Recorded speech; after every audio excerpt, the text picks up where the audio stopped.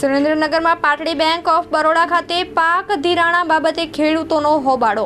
મારું નામ મુકતસિંહ જીવુભા પરમાર, હું ગામ ઘાસપુર રહું છું।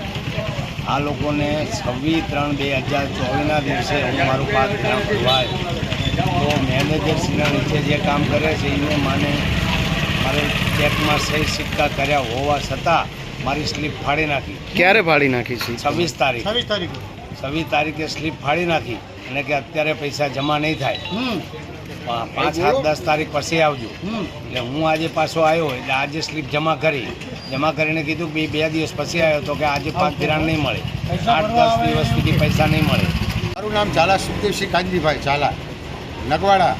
મેં 10 લાખ રૂપિયા ભર્યા છે। મને કે કાલ આવો, પમદી આવશો, 15 તારીખે આવો, મારે ઓડિટ ચાલે છે એટલે પૈસા હાલ મળશે નહીં।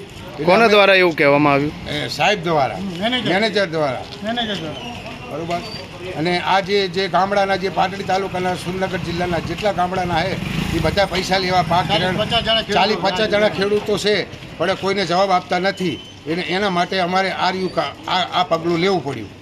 શું રજૂઆત છે તમારી? અમારી રજૂઆત એમ કે અમને અમારું જે પાક ધિરાણ ભરી છે એ અમને પાછા આપી દો, બસ અમારે વ્યાજ છે કે પાછા આપો, એટલે અમારી રજૂઆત।